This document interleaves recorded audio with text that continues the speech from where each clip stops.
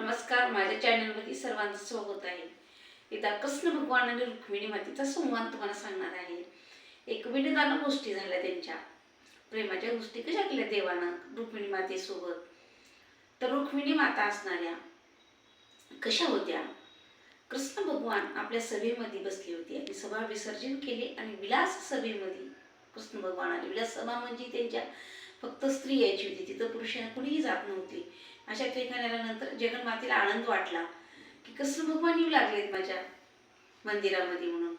मग लगेच असणार काय केलं, पूजेचं ताट गोळा केलं आणि पूजेचं ताट घेऊन समोरी आल्या. कृष्ण भगवंताची पूजा केली, पाय धुवले, पाया पडल्या आणि उदाशीच्या हाती तबक दिलं आणि डोलणाऱ्या कृष्ण भगवंताला बसवलं आणि आपण स्वतः असणारा त्या ठिकाणी वारा घालवल्या कृष्ण भगवंताला.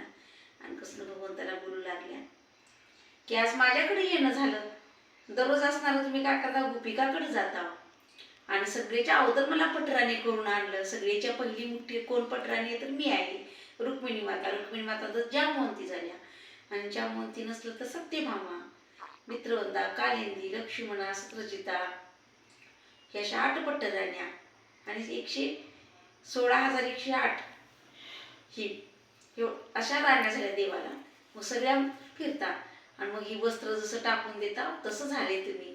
मी सगळ्यात म्हातारी झाली, मुठी आणल्यामुळं सगळ्यात तुम्ही तरुण गोपिका येता, त्यांच्या सहवासामध्ये जाऊ लागलात, माझ्याकडे पाय नाही गेलात असं जगन्माता बोलू लागल्या. बोलल्यानंतर कृष्ण भगवंताला हसू आलं. कृष्ण भगवान त्या दिवशी हसले. हसल्यानंतर मंद मंद हसू लागले ना, काय बोलू लागले म्हणून. वारा घालत असताना हसण्याच्या नंतर सांगितलं की मी तर सुंदर नाही दिसायला त्या ठिकाणची एवढी. अशा म्हणल्यानंतर रुक्मिणी तुला कोण म्हणते सुंदर, तू इतकी सुंदर आहेस, इतकी चमक्कल आहेस, तू तुझ्यापेक्षा सुंदर कुणीच नाही या त्रिभुवनामध्ये, की तू त्रिभुवनाची राणी आहेस आणि तू का तसं बोलू लागलीस आणि तू मला काय म्हणून करून घेतलीस, तुला कसं लक्षात आलं नाही, तू कशात माझ्यावर प्रेम केलीस.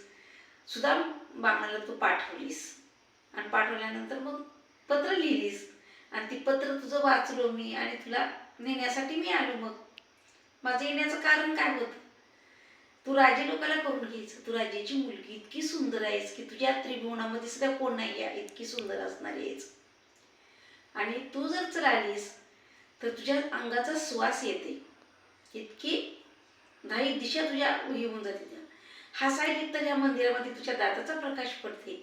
हिरे बसवलीत की काय वाटते, डोळे असे मोती चमकावे चमचम इतके डोळे तुझे भोवया कानापर्यंत येतात. नाक सरळ इतकी सुंदर आहेस तू, कानामध्ये कुंडल घातलेस, मोत्यांचे माळा येतात, कस्तुकमणी कितीतरी अशी सुंदर असणारी तू आहेस.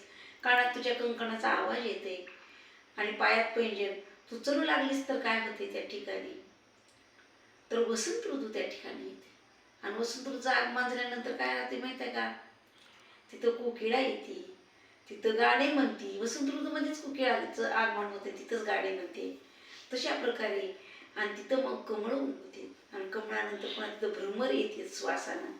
इतकी तू सुंदर असणारी आणि तुझ्या योग्यतेचं कुणीच नाही. तर कुठलीच राणी एवढी सुंदर नाही तेवढी तू सुंदर आहेस.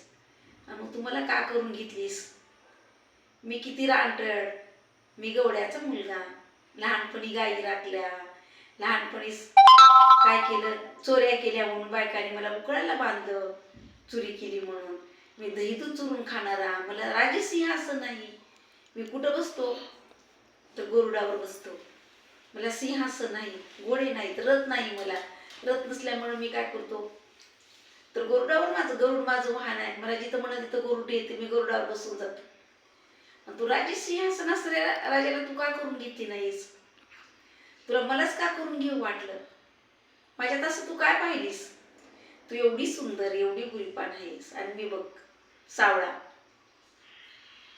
परत मला शेण नाही ग हातरण्यासाठी. माझं शेण काय आहे तर सापावर मी शेण करतो, मला हातराला नाही, पांघराला नाही, मी त्याच्यावर शेण करतो.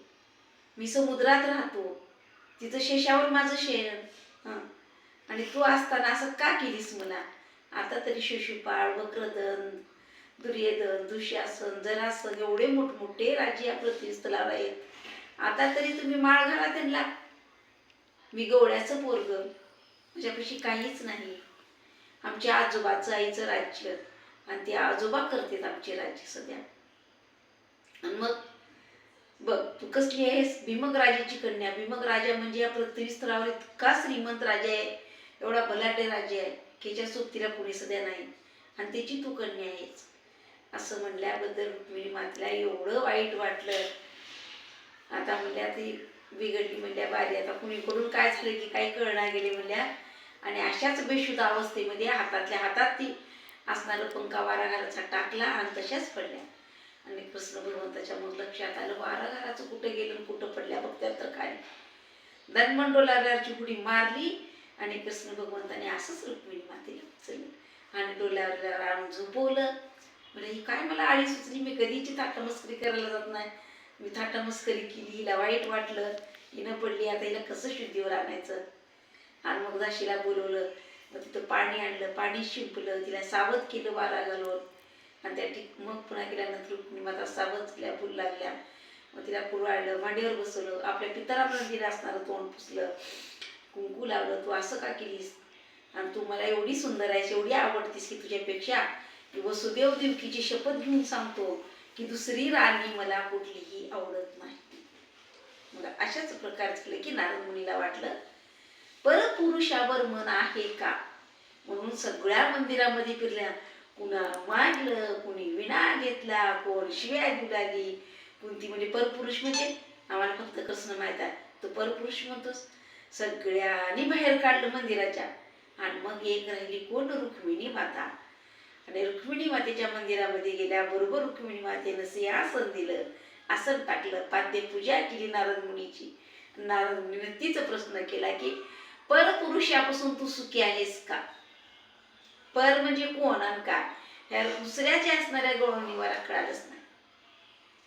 आणि त्यांनी सांगितले की परपुरुषाला जर सोडून मी गेले तर माझं कसं हो, जन्मात तक मी परपुरुषासोबतच राहते.